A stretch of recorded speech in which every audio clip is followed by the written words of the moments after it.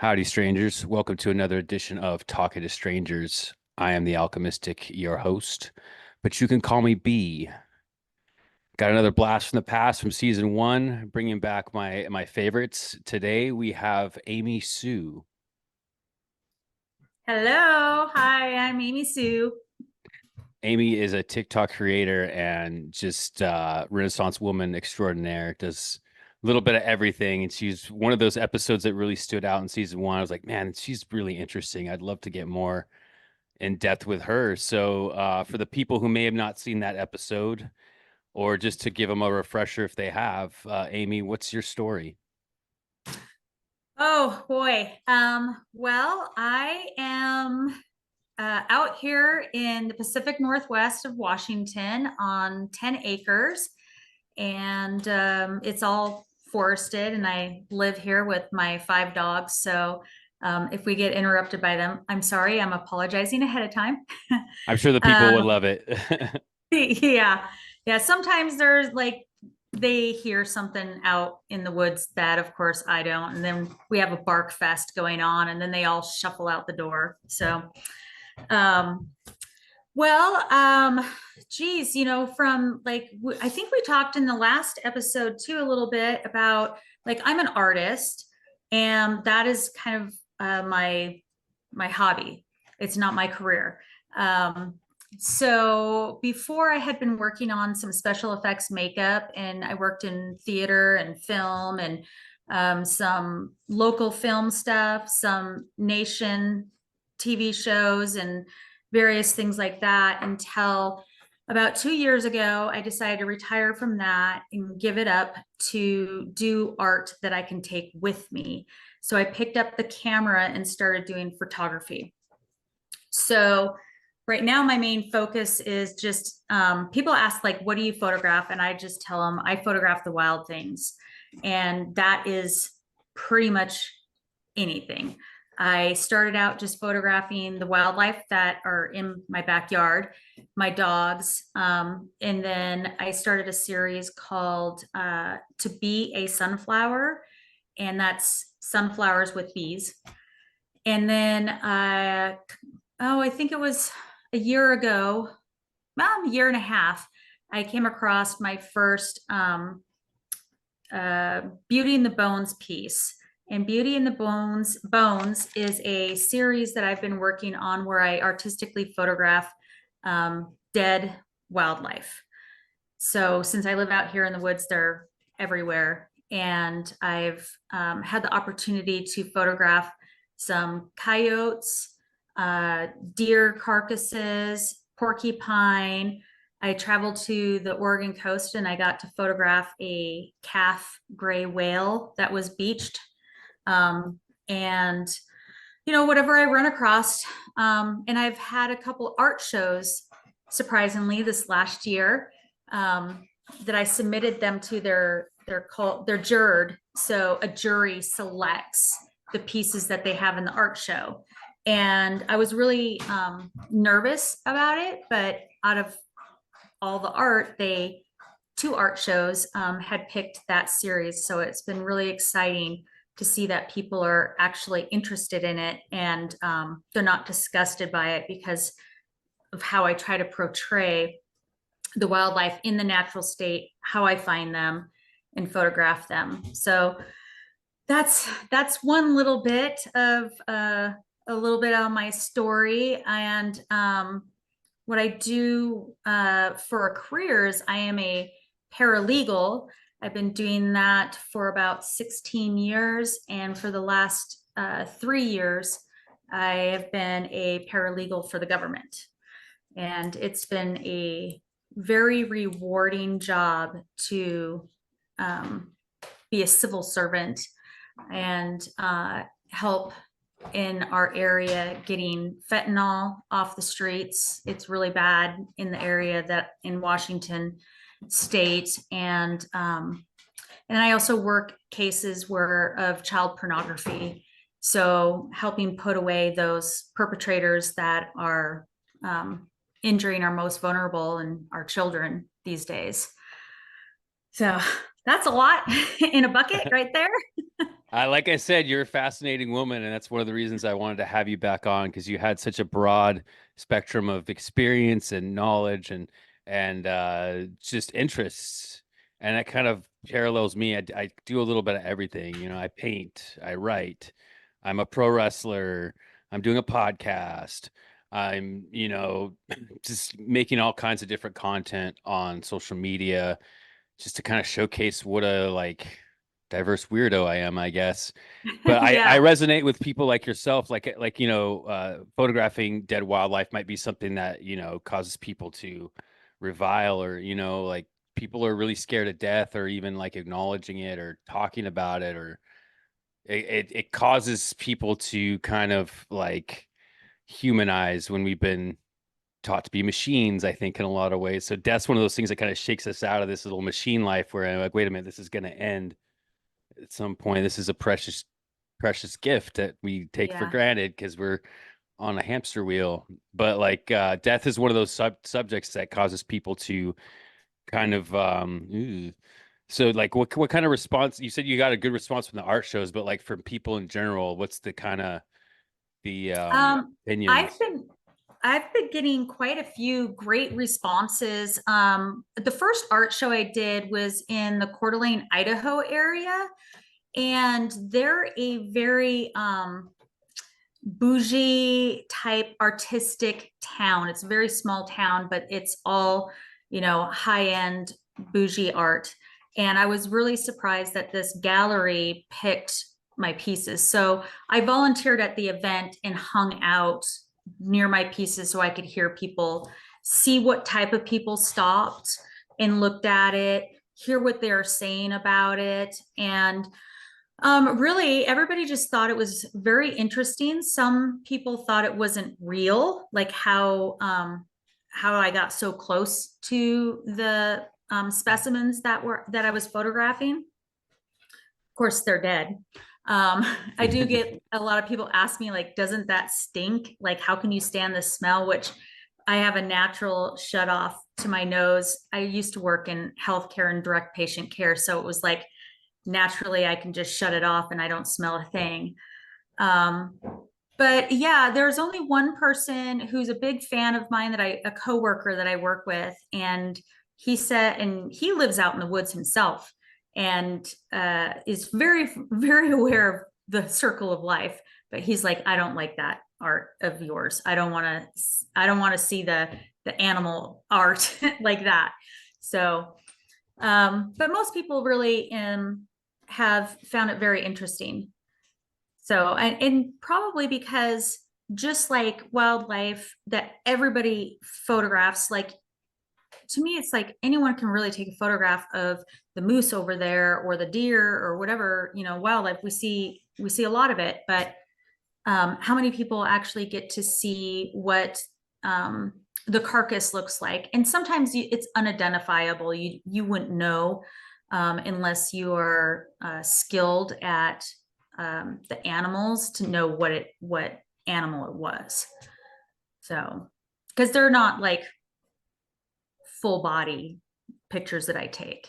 Yeah, and I'm sure you probably come across a lot of bones and stuff too, right? Where it's just like Mhm. it's just the bone structure of the Yeah, animal. It's like how do you, there's probably very few people who could just be like, oh, that's a fox or you know. yeah. Yeah, that's why I called it Beauty in the Bones series. And, some people are like, oh, well, there's roadkill over here or there. And I'm like, I'm really not into like pulling my car over on the side of the road and being a danger, a danger of becoming roadkill myself to photograph it. So, I do have some people who are out looking, I'm like, if you come across something, but I really want to get the bones, where it's been pretty well decayed over. And, wildlife feeds wildlife. So sometimes it's easy for me to spot because I just see where all the eagles and the crows and stuff are. And I'm like, there's something over there. I got to go check it out. Speaking of bones, I actually have a t-shirt design. I'm going to plug my t-shirt real quick. Let's see. T-shirt design of the death card from Tarot. You see, it's like the skull. the flower going out of the skull and the butterfly. So it's Oh, yeah. a lot of symbolism, death and rebirth and transformation. Um, so I would love to see some of that. Like it's something that I'm kind of fascinated with. I've come across bones on my treks through the wilderness. And it always fascinates me to see like what the actual structure of the animal is underneath the skin. It's Mm. just one of those mysteries of life, man. Death's scary if you let it, but it's just part of this natural, like you said, circle of life. Yeah. Like we're not here Yeah. forever. That is true. And and I just feel like that this series has kind of been a calling for me too. Not a whole lot of people have the stomach to handle it, but with being a special effects artist, I made blood and gore. And then working in the healthcare field, I was around it all the time. It doesn't bother me at all. Because I just come across stuff, and I have a friend who lives out in farmland country, and he's always like, I'll send him a picture, go, guess what I found? It's like, how do you find all this stuff? I'm like, I'm just on a walk right across from my property, and it just comes to me. And even when I was in August, I was in Maui, and I happened to be in Maui for the fires, and before, during, and after. But after the fires, I went on a hike in search of the axis deer that they have out there. And if you're not familiar with this deer, it's beautiful. It's a beautiful specimen. And I was able to get photos of them alive. And then after I photographed them, on my way back in, ran across some bones of the deer. So it was like, oh well, full circle right here. Yeah, it's awesome. It's like the universe is synchronistically giving you piles of bones. And when you're looking out for it, I'm sure you see it a lot more too. There's probably people that don't realize how much that is really like right there out in the nature, especially out where you're at. Yeah. Yep. It is quite often out here.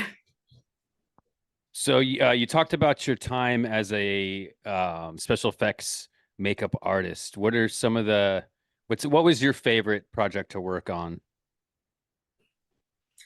Um, I whew, I had so many things. Um, I had worked for the Spokane Civic Theater. We did um, Evil Dead the musical.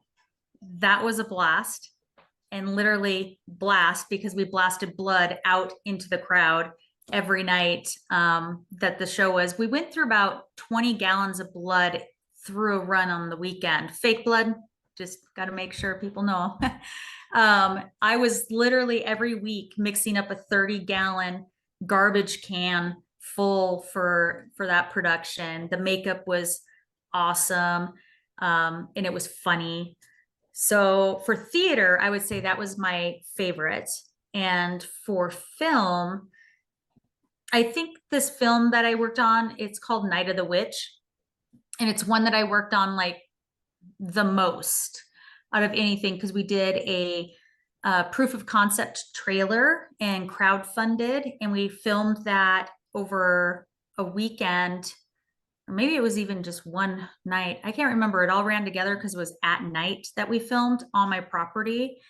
And then we crowdfunded and made some money. And it's like 2.5 years later, we were able to do the short for it. And that one was a lot of fun because I had some great effects with like a Sweeney Todd cut with blood shooting out everywhere. And then the director gave me one of the most challenging things to make happen. Because with first off, I trained myself in special effects. Nobody had trained me. It's just in my brain, and I always say it's the gods of makeup make it happen. But he wanted a guy to be drinking a beer, and the witch stabs the can of beer from the back end when he's drinking it. So beer is to spray this way, and blood is to spray around his mouth. And So it's kind of old 80s style horror film where there's a lot of blood and it doesn't make sense if you logically think about it. Because I told him, it's like, well, if it's open, beer isn't going to spray out, but whatever will make it happen. So that effect was killer.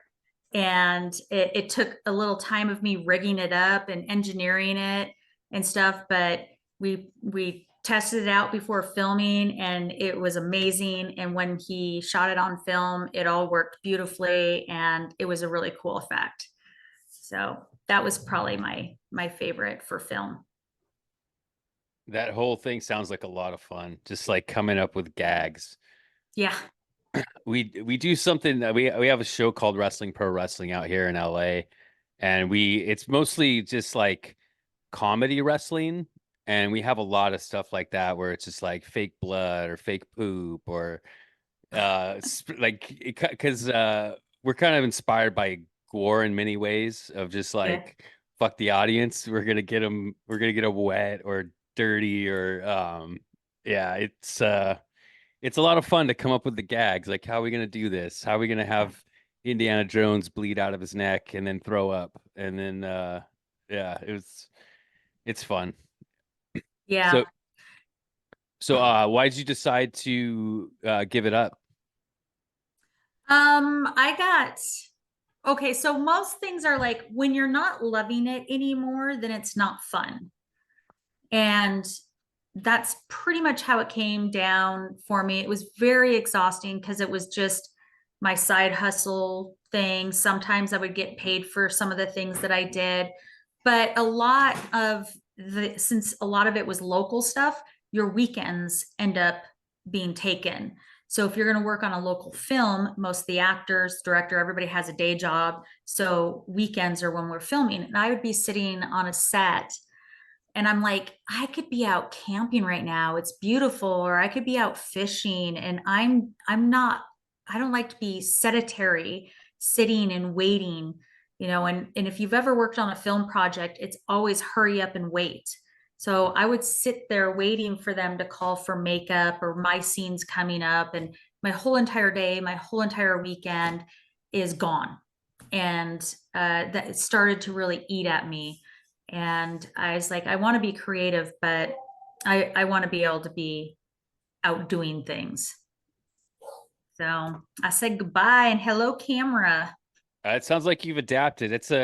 I think what you're doing is very unique. I'm sure there's a lot of people who wouldn't even think to do that kind of stuff. So it's a good niche to have, like to be original. That's always something I've always tried to do as an artist is to kind of do my own thing. Like what is not being done, and I'm going to do that. And yeah, I feel like staying true to yourself as an artist, it's you kind of create your own like environment in a lot of ways. If you could just, all right, find out, like, don't go with the crowd, I guess, is what I'm trying to say. Yeah. Yeah. And I found that everything seems to rotate for me about every 10 years in what I've done with art. I've done painting and drawing and uh, hand building clay, throwing, pottery.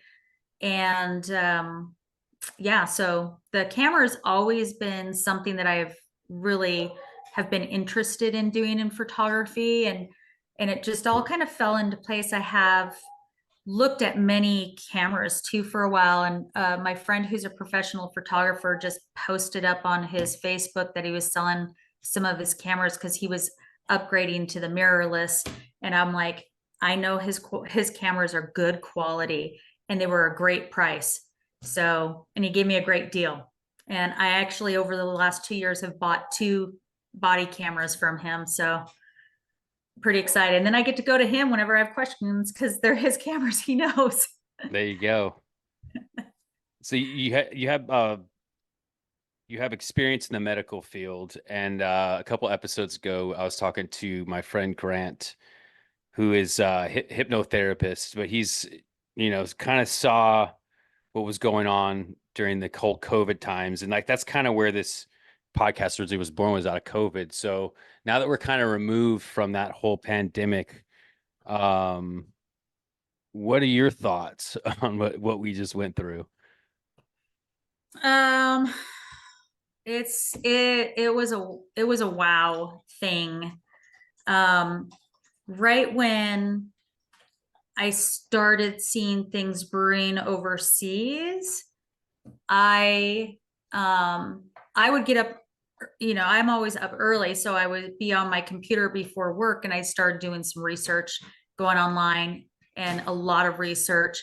And I'm like, oh, okay, like this thing's heading our way. And it was, prior to before, like I think the first case was in Seattle, so it was in Washington. And because of my time in the medical field, I had become, I don't call myself a germaphobe, but I'm germ aware and universal precautions and stuff. Well, yeah, so at the law firm I was working at, once things really started brewing and everything's starting to shut down and businesses and stuff can only be open if they're essential workers. And the firm I was at was like, we're essential, we're staying open.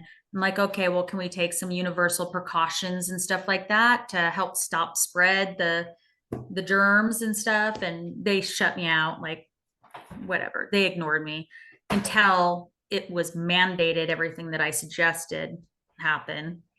But when we came into the era of vaccination and the media push, I was completely disgusted with that because they completely brainwashed America.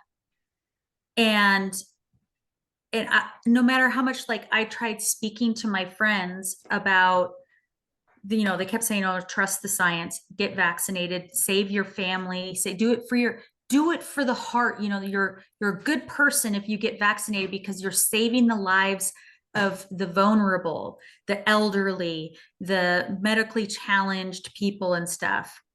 And I was like sitting here going, it says right there on the CDC website that you can still get COVID and give COVID when you get vaccinated. So what they were saying was complete bullshit. And then it flipped to where the unvaccinated are now the super spreaders, and the hatred that happened with that is like I sat here and watched the brainwash happen over and over to people. And it was completely sickening and sad to see happen. So yeah, it was made out of turmoil, confusion, chaos, and people wanting to put faith in the things that they didn't know how to better research and trust. And like the most nefarious part of it was tying the morality into it. Like Hmm? um you're a terrible person if you don't get this vaccine, and kind of just psychologically warping people to hate their neighbor. This divide and Hmm? conquer narrative that was spread throughout people, and the government's like, listen to us and only us. But then you like you said, there's these false equivalencies where the CDC website's telling you one thing, and then the CDC rep on TV is telling you another thing. But it's like, but your own website, but nobody would question, wait, your own website says this. And people that like yourself and myself who are actually reading into things and aren't just taking the surface level. Like I think that was probably the most disturbing part about all of it, is just the number of people who are just satisfied with a surface level view of it and not didn't Hmm? really look for themselves about the history of the vaccine and this technology that they were, foisting upon us and basically making us all guinea pigs for, which had never been used widely. It had been only been done in labs, right? There'd never been an mRNA vaccine. It Yeah. was brand new technology. They didn't do a very good job really explaining that and what the technology did and what it was. And it just was it was incredible. It was like incredible looking back on it. Like I just can't believe they got away with it. And now they've gotten away with it to the point where people don't even want to talk about it, which like that's why I'll bring it up. I'm gonna start getting people talking about this again because Yeah. it really needs to Well, be looked at, I think. it does. And here's the thing too, is like when we came past every, the first, the second booster, all that, and then the vaccinated started getting sick and hospitalized, and then they couldn't hide it anymore. And so they were like, well, yeah, and they kind of like, it's still sweeping under the rug of what they were saying to the American people or the whole world, really. I mean, but we're focused on America, what they were saying to the American people. Because I know what they were saying here. I heard the radio stations, I heard the TV commercials and stuff. And really, a lot of people were like, oh, I'm trusting the science. And I would look at them and say, okay, what radio science are you listening to? Because it was the radio that was putting it into their head as you drove down in the car, in the commercials on your television and stuff. And even though like on my Facebook, I would post the direct link to the CDC website, I would snippet what it says. I'm like, I don't care if you get vaccinated. That's your choice, really. Ultimately, you can choose to do it. I chose not to do it. Um, but please, I kept begging people, please read up on it. Don't listen to the radio. Don't listen to the television. Here's the website to the CDC. They actually had the info on there that wasn't being said by the third party production companies putting out, this heart Propaganda. wrenching propaganda. That's what it was. It Exactly. was propaganda. And when the reason I bring this up, and if you were one of these people who was just swept up in COVID hysteria and you don't want to talk about it, I'm not coming for people's heads on that side. You know what I mean? Like, we get it. You got duped, you got psychologically manipulated, and it sucks. And it's a sad thing to have to admit, but like, we need to come to this place where we talk about this and what happened to us because they're going to try it again. And it's like you Yeah. have to, it's like it's traumatic, and a lot of us are unhealed from that whole COVID time because it's very traumatic. Mm-hmm. But like, I feel like we need to come to Jesus moment where it's like, I'm not coming for your heads if you were if you hated somebody that didn't get the vaccine. If you're Yeah. somebody you got basically pressured morally and psychologically into something. But there needs to be ramifications or at least a remembrance of what the government tried to do to us, Yeah. in the name of a big pharma product that was experimental, that earned them billions and billions of profits that you can't sue them for. And now we got the vaccine injured. Who knows how many of them are out there? There's all kinds of stories about people who have been injured by the vaccine. Mm-hmm.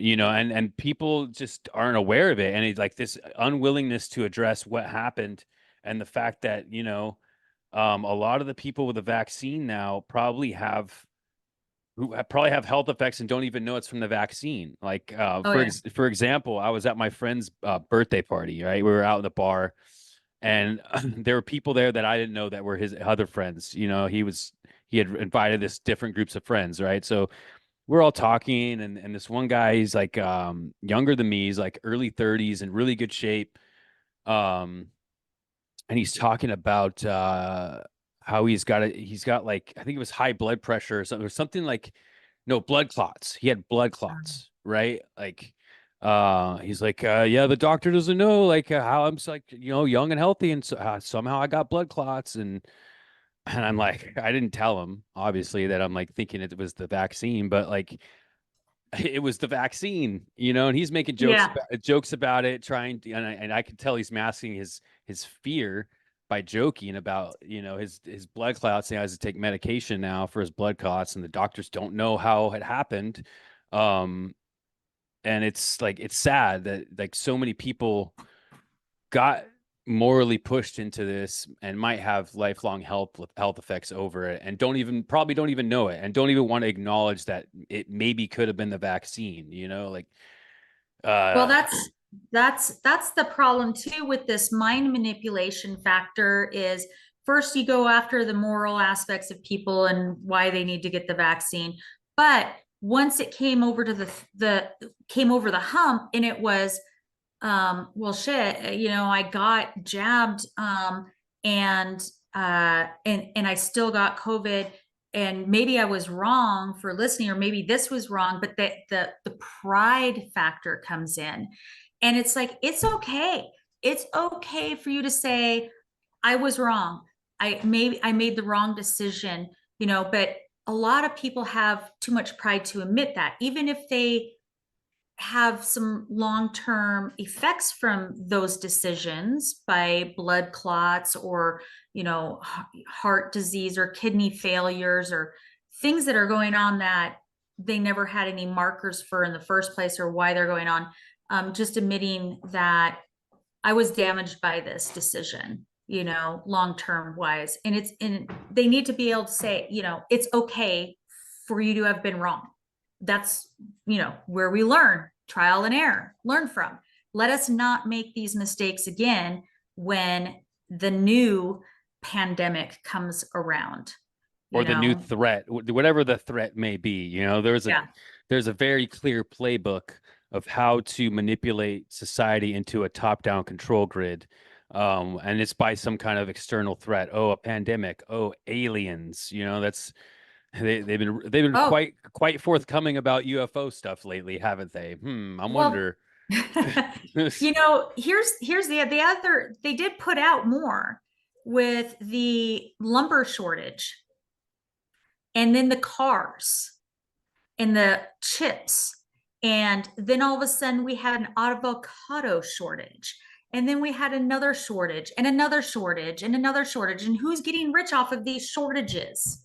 Yeah, and well, I mean, look at um all the farmland that Bill Gates bought up, and all these like mega corporations, food corporations, and whatnot, and all these fires at these food places that just happen to pop up to cause shortages, Mhm. and Chickens killed off. chicken mass killings of chickens because of some disease. Yeah. Cow, they want to kill all the cows because of methane. Like it's like they want to push these cricket chips or whatever the fuck. Like it's this really weird shit happening of like Mhm. fake meat for the fake meat industry and all this other stuff that Bill Gates was a very slimy little snake during during COVID, and he kind of slithered away. But people like me are paying attention to what he's up to, Mhm. um, depopulation and basically degradation of the species and shortages, right? Like it's just what's the next crisis? We're running out of time on this first part here, Amy. So let's wrap this part up and we'll go to a part two, and we'll talk about you killing a unicorn. Yeah, okay. We'll get Meat back. shortages. There we Yeah, go. yeah, there you go. All right, we'll be right back with Amy.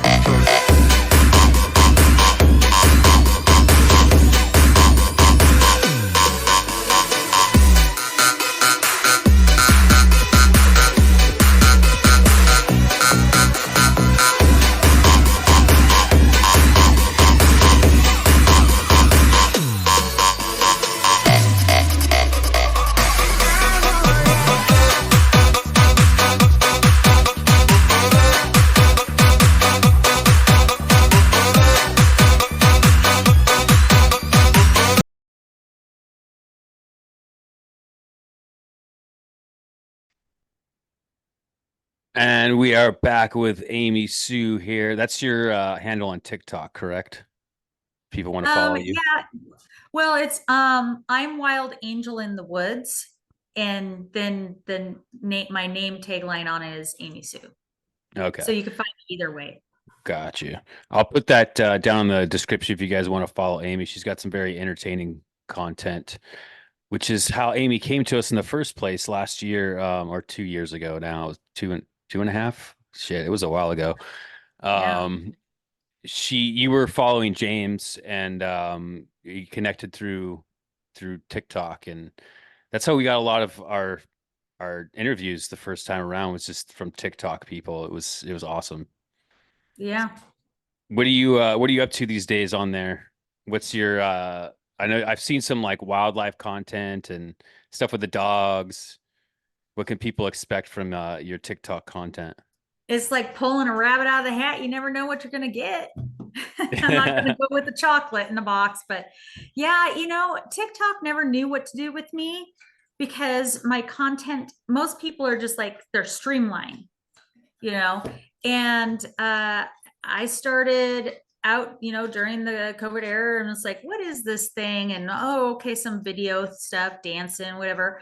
Then I started a segment, Tool Belt Amy. So pretty much I just decide that I'm gonna film things of things that I do. And I do a lot of things. So I was rebuilding my truck camper. So I started Tool Belt Amy segment and went through the process of just doing that rebuild and watching that go. And then I built a deck. So I had to put that into the segment. I built the entry to my deck. And then the next year I tore out and rebuilt another section of my deck. Now, let me tell you, I am not a carpenter. I do not know how to do any of these things. I just do them. So I was buying tools and or borrowing them and loving them and then buying my own and just doing it. So you get that. And then I got a tractor. So Bob is my tractor's name. So we have some Bob segments with the tractor and then I've got the dogs, so you get some dog content, and you get travel content because I like to travel a lot. So yeah, then photography content and whatever, whatever I'm doing.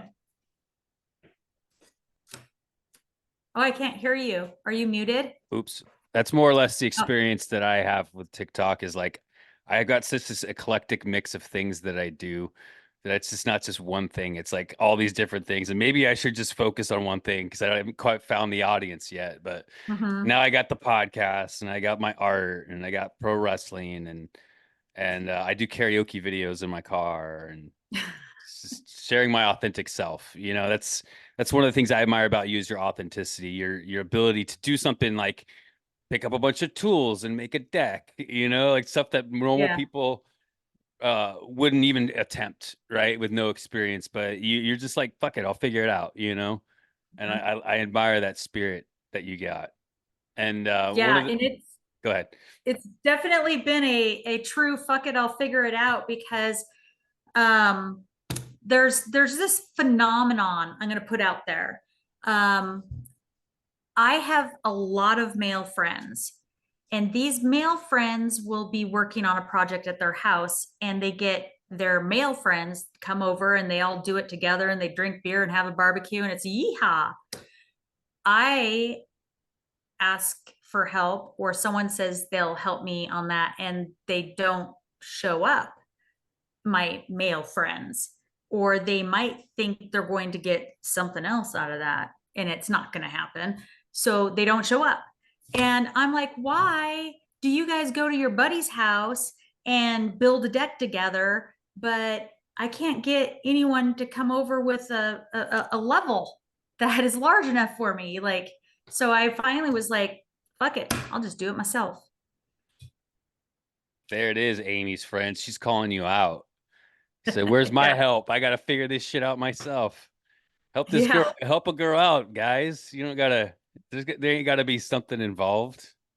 I Just, know. just The male female platonic friendship. Exactly. I'm your buddy. Like, come on, I'll be there for you. You need something built, I'll help you. So one of the stories that really always go back to out of season one era was the unicorn. You killed the unicorn. Tell us Yes, about I did. tell us about killing unicorns. That was a fun story.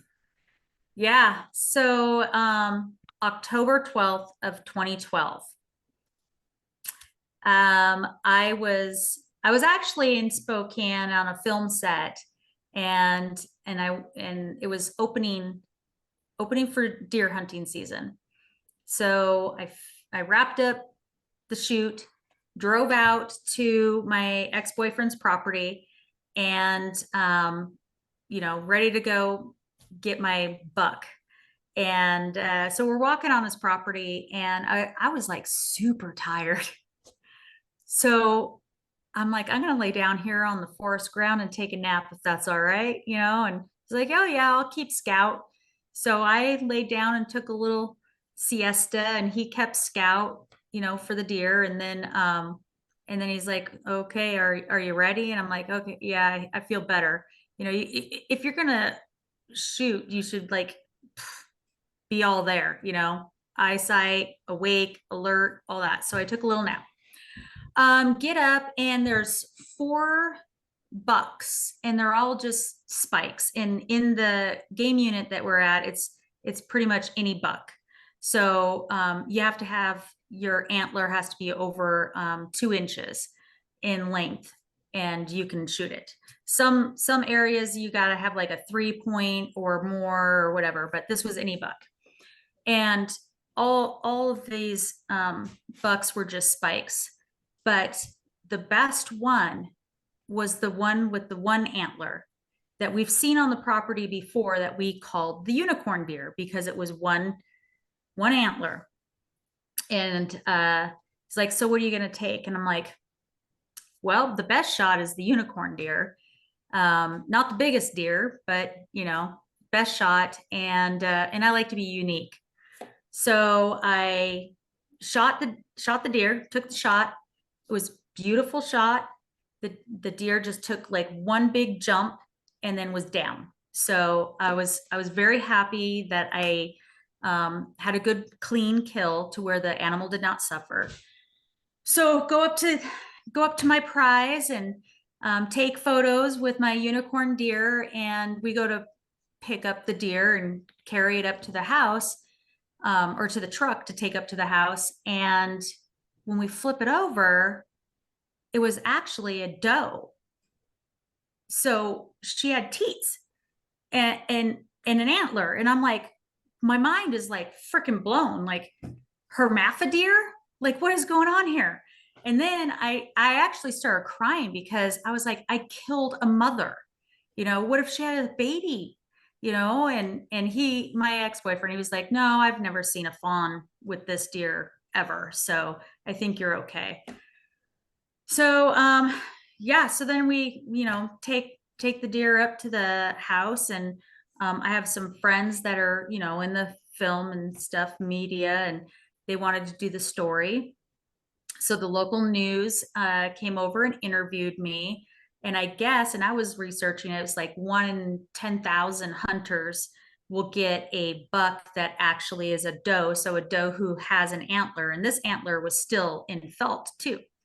Um, so then, so that story went out, and like a week or two later, I'm home, and I get a text message from a friend of mine in Texas, and he's like, my God, you're famous. Every time I get on my computer, your name is popping up. And I'm thinking, what? So I turn on my computer and I just type in unicorn deer, and 9 pages of Google search comes up with unicorn deer. And it's my story along with some other guy in another country. And I can't take the full fame on the factor that the guy in the other country, he got a National Geographic story. And that just happened to break just a few weeks after my story locally. So writers typed in unicorn deer, saw my story locally, put the two stories together, and was like, woman in Washington state gets unicorn deer at the same months after guy in whatever country gets unicorn deer. What are the chances of this? And all this blah, blah, blah, blah, blah. And it went crazy viral for quite a while. I even got death threats sent to my social media pages and stuff, and many strange comments on some of the stories, like I should go to the store and get my meat where it comes from. Yeah, it was interesting era. It's pretty I think you're wild. No, it's pretty wild that whole that I remember hearing that story is just like you basically shot the lottery deer and then and it went by and it made you famous. It's pretty crazy. And then of course you got the crazy PETA type people want you to die and mm-hmm. like it's this I love animals, right? But I also understand like you're not out there just hunting just to kill, right? Like you're using these animals. Like you're out in a place where hunting, you have to hunt them down to a certain level, right? Or else they start to overpopulate. You have to Yeah. thin the numbers, right? Like people don't people us city folks here in Los Angeles and very liberal areas like this like don't really understand the concept of living with nature and how the human population has to help with the animal populations or else they get out of control. Well, yeah, and out here, deer are in the city too, um, because there's so much population ads. We move out into their areas and we take over their homes. They still are living around here. There's so many, they damage your vehicles when you hit them and stuff. But you definitely, once you're closer into the city areas, into the country areas, the main predators have been removed. So as more homes move out to the country, like I mean, granted, I've got coyotes out here. We even have coyotes that find their way into the city and stuff, but they're not like the biggest threat of predator to the deer. Your cougars and your wolves and stuff like that would be naturally thinning out the herds. So hunting is definitely important to keep the numbers under managed and stuff. Um, I know that they're thinking of changing that, or I think they're thinking of changing that out here too. Many changes, and I don't hunt anymore, but with my camera. But um, it is it is important, and it's for food, not for trophies. And it definitely wasn't a trophy because this unicorn deer's antlers like this big, and people were saying I was out trophy hunting. I mean, what did you end up doing with the head? Like did you make I did you have it on your wall? I don't have it on my wall. I have it on a shelf in my bedroom. You see, I mean, that's a very unique. I'm sure you could probably sell that thing for a pretty penny because how many people have it, right? Like you're saying like 1 in 10,000 or something like that. Like Yeah. that's a Yeah, that's what we thought too, is like it was a couple years later that my sister was like, you could make some money off of that, I'm sure. And her husband does a lot of eBay selling of things. And so I was like, well, look into it. Look into it for me. Can you make me a fortune? But um I don't know if there's much of, and I don't know if I want to get rich well, off of it. you have the viral story like to go along with it too. And see like, hey, look, there's this is what this news article was about this specific thing. So Yeah. you could probably do pretty well with it, but like it's also a memory that you probably want to hold on to too. So Yeah. Maybe my grandkids can do that, when I'm gone. And yeah. they're like, we got to hold on to grandma's property. So we need to sell the unicorn deer head. You never know. There's some wild people out there get some random shit. Yeah. So I love that story. I think it's really interesting. It's also like kind of sad too, right? Like, you got to see the ugly side of humanity, ugly side of like fame in a lot of ways. Is how many people Hmm. just death threats, you know? Yeah. And how I can't like, and it was a lesson learned too, of like I couldn't really rely on our local police department, because when that was happening, I called them right away to report it, and they said, well, there's nothing we can do unless he comes to your property. And I'm like, well, if he comes to my property, I'll take care of it, you Yeah. know? I won't need Um, you if he comes here. yeah. It's like I had um as much as research online he had done on me, I had done on him. And I have computer friends who were like able to track down who this person was, what area in the Seattle area that they lived and stuff. That's some But Liam it was, Neeson shit. yeah, it was like, I got a specific set of skills, motherfucker. Don't mess with me. oh yeah, it was kind of nice to see all my online friends just kind of like rally around. And as this person was like, do you still live in this area or at this address? And then then my friends were like, oh yeah, well, do you live here, sir? And just putting it back onto them and stuff. And I was like, if this tree hugger wants to come out here, and he said he'll come do to me what I did to that deer. And I'm like, I mean, come out to the woods.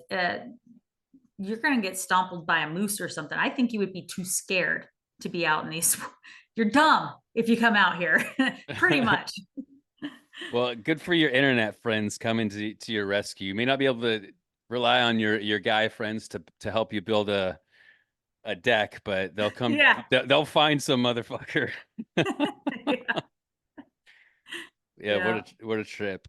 So let's one of the things we like to talk about on this podcast is mental health. Like mental health was a big focus of James, and I know that you and James have talked a lot. And I don't want to put you on the spot, but I one of the reasons I brought this podcast back is I just feel like I need to tell James's story a little bit and kind of shine a light on what kind of befell him and the type of person that he is to this day, even though he's gone through this traumatic thing and this horrible event. um I feel like it's important to kind of shine a light on mental health and the the lack of resources that somebody like him has. So how did you meet James, and what has been your experience with him? Well, like you mentioned before, it was through TikTok. I had come across his page in my early TikTok era. And he had a way more followers, and he was like just so supportive of me and what I had going on. And it was like, help building my platform up. And we would always be chatting back and forth. And I just was like, this kid is like this really good kid, and helpful and kind. That's all I saw, is this kid who was helpful and kind and just really supportive of everybody. And he loved his dog, and loved seeing things going on with my pack of dogs and stuff. So yeah, that's kind of how we connected there. Yeah, he was I described him in episode 2 with Stefan, just like a ray of sunshine and somebody that always pumped other people up and made other people feel good about themselves and was wanted to help people and really spread the word about mental health. And it's really I'm sorry to put you on the spot about it. I don't know if it's kind of an uncomfortable subject, because we both kind of just saw the sunshine part and but we didn't neither of us really had a clue of what he was really dealing with internally.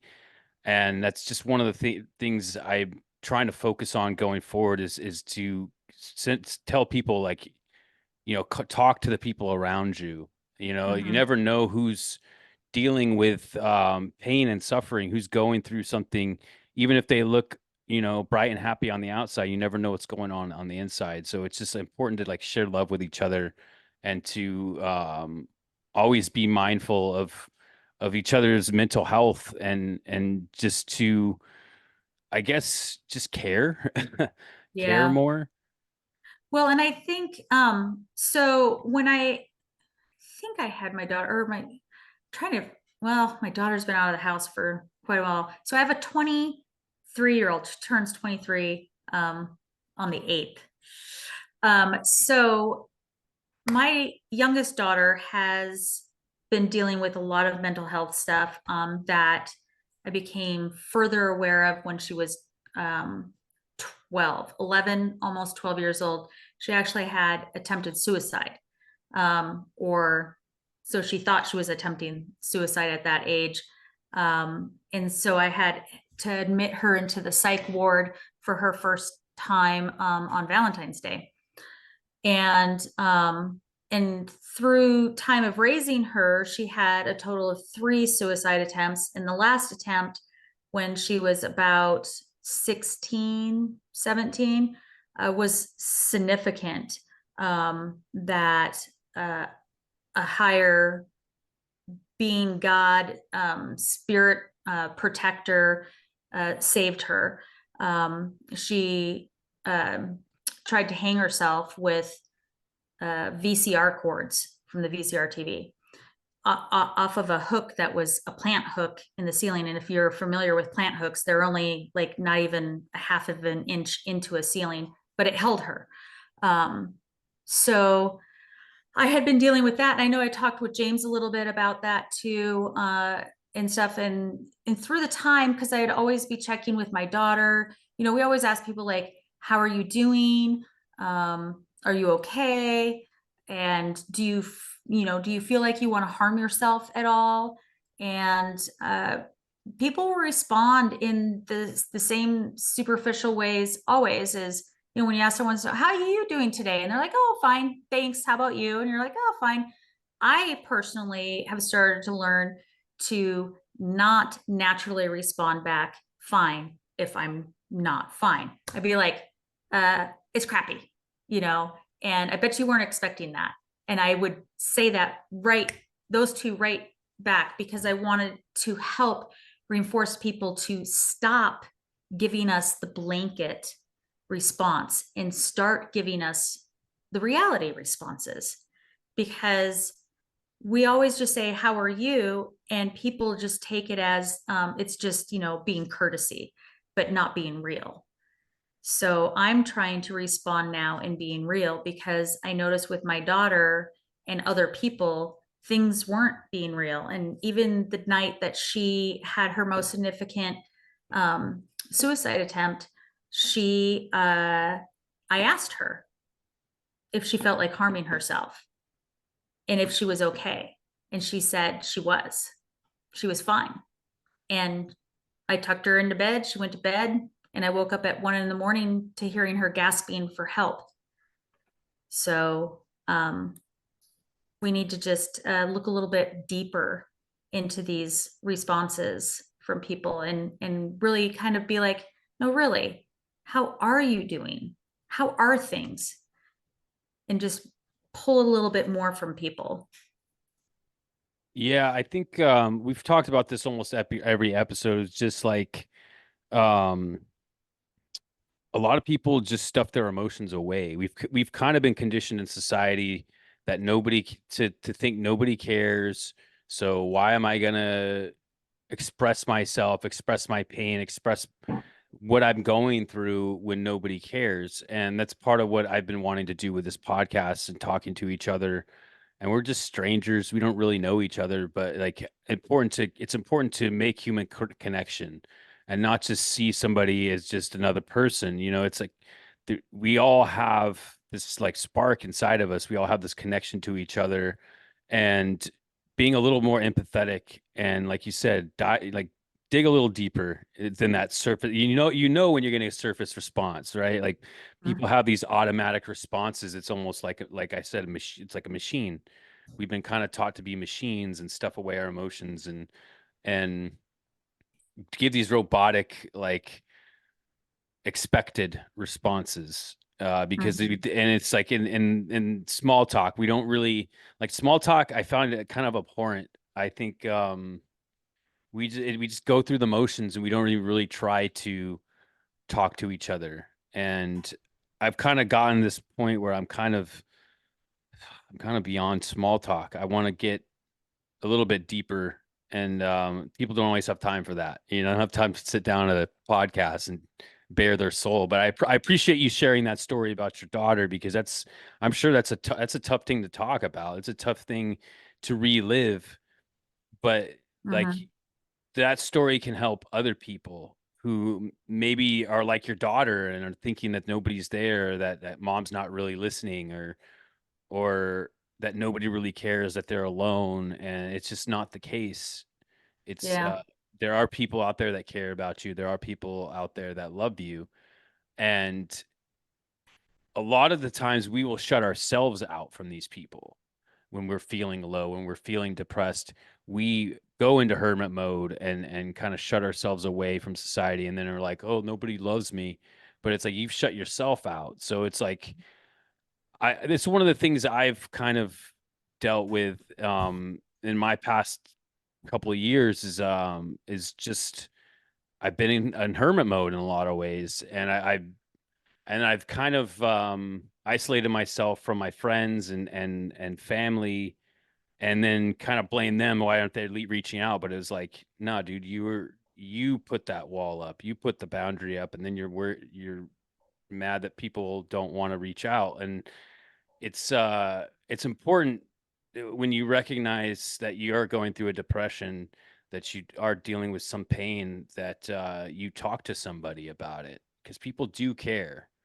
people Yeah. people will care, and you're not just looking for attention or looking for sympathy. Like if you really are hurting and in a bad place, you got to let somebody know, and you will see that love reflected back to you that you think you don't have. Because Mhm. so one thing about this universe is, like, it's going to sound cliche and corny, but this universe is made of love. That's energy, is love.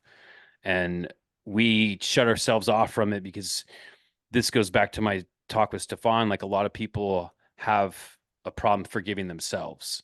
Mhm. They're in this place, this cage of guilt and shame, and they don't think that they're worthy of love. And it's a big block to actually find that self-love, to break your inner child out of that cage and be like, I'm here for you. um that's part of the healing journey, is to be able to open up to others, and you'll find that love more times than not. I know it. And so if you're out there struggling with depression, struggling with mental health issues, just talk to people, and shit, reach out to me. Reach out to Yeah. me. I'll have you come on and you can talk about your story, you talk about your pain, and we all heal together. And that's part of the point of this whole thing. That's why I'm doing this, is to make a community of people that care, and to be comfortable just sharing with strangers. Like, because that once you do that, like, one of the things that this platform empowers me with is like the ability to talk to people like you, Amy, to talk to people like Stefan or Josiah or Grant or whoever else is going to come on this, whoever else was on it before, is just, and have that realization of like common humanity.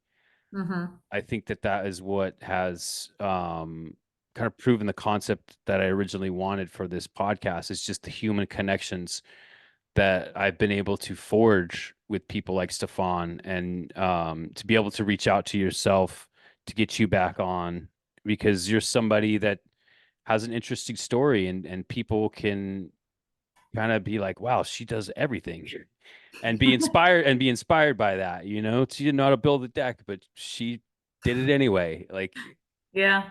just it's the power of the human spirit, and the connection that we can all have is something that I'm trying to showcase here. So Yeah. And I people are say I'm unique, but I know that there's others out there the same. And that's the same thing in mental health is you find those that are stuck in their heads, that they have nobody to relate with, that they're different and nobody will understand. And my daughter has found more of her people, um, being a little bit more, she'll talk about it. She talks about her attempts, and she's not ashamed of her mental health. She'll tell people, yeah, I'm bipolar depressive. I'm a little crazy. And it makes people a little more open up to say, yeah, yeah, I have some of those issues too. And so, she's finding her people and they can relate to each other. And that's what's important. And I've even talked to my daughter about things. She'll be down or feel like, her life, those times of like, oh yeah, you just have these blurps of, well, why am I still alive? Why am I still here? I don't suffer from depression, but I know in my time of life, I can say it's come across in my head. I don't know where it comes from, but I think absolutely probably every single soul on this earth has had some depressive something in their life. And, that's further about us being the same. We are of the same flesh and mind, and we all have the same troubles. Not every life is perfect as we project it to be. And it can be a confusing journey. It can be a confusing and just terrifying, scary, and just guttural, like gutting. I've been gutted a lot in my life. I've been depressed and low and sad and the dark cloud person, like it's not hard to get sucked into it because Mhm. especially this day and age where we have this thing sucking our brain chemicals out and getting us dependent on it, and so many addictive distractions that kind of warp our brain chemistry, and um just a lot of in your face. Like, I don't think human beings were meant to know all the bad things that are happening 24/7 on the planet, because Yeah. it creates this image of the world that it's this horrible place. And I think that's part of by design is like there's a force out there that profits and feeds off of our suffering and our fear and our guilt and our shame, and keeps us in this low vibrative state of being, um because it's profitable. Hmm. And it's it's one of the things I talk to you on the phone about is I feel like we're in this state with technology and with humanity where we're in this age of a gigantic shift in consciousness. And I think if the more we can kind of focus more on being conscious of our each other's humanity and the sanctity of life and the importance of really cherishing this gift and cherishing each other and being there for each other rather than being in competition with each other or trying to stomp each other down. And it's just we're in this day and age where I don't know if you feel it, but I feel in my gut that we're in this pivotal stage. And we're gonna have to make a choice of going further down this road of machine living, or to kind of look back at what the ancestors left us as far as wisdom and knowledge of what this place is, and really take a deeper look into ourselves and what we can do evolutionarily, I guess you could say. Like, it's either going to be the synthetic evolution or a natural evolution. Hmm. Yeah, I've definitely seen that, feel that, and just being aware is like, when you're talking about like we shouldn't know all the bad that happens in the world and stuff. There was many years ago, I picked up the paper and read about some stuff going on in Africa, and I said to myself, sometimes I think things are best just not known, and put that away, and decided that I was going to lessen my intake of all the stuff going on in the world. I know there's a lot and it becomes very overwhelming because we naturally want to help and do something, but it's just this heavy weight when it continually impedes into your mind and your daily life of all the negative things happening in the world and the people dying in the war and all these things. We definitely should be aware of it, but hearing it all the time it does take a toll on your mind. Well, Amy, it's been a great episode. We're running out of time here. I would love to have you back on again. I'm actually wanting to bring back a panel of strangers from episode or from season one, and just kind of create like little community episodes where it's not just me and one other person. It's it's like a panel of people, and we have a pretty good group so far. And I would love to have you back on for a panel episode if that's something you're open to. Yeah, I'm game. That'd be Awesome. great. Well, strangers, that's all for this episode. Amy, I'm going to put all of your contact info down in the description for anyone who wants to follow you on TikTok, wants to follow your story, and be entertained by the outdoors that you provide on your TikTok. So, guys, keep your eye out for that stuff in the description. As always, we are sponsored by Alchemystic Apparel. This one's the death card. And there's the little logo. Alchemystic Apparel does all our wardrobes, which is also me. So check that out. Go to alchemisticapparel.com. You can also get a Talking to Strangers t-shirt. That's all for now, strangers. All my social media and relative contact info is in the description as well. You guys have a great day. Until next time.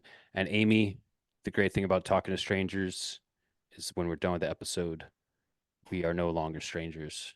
No longer strangers. Don't forget to hit the like and follow button. There you go. Look at that. I got to hire you. I got to Yeah. hire you on my team. Thanks, Amy. Bye.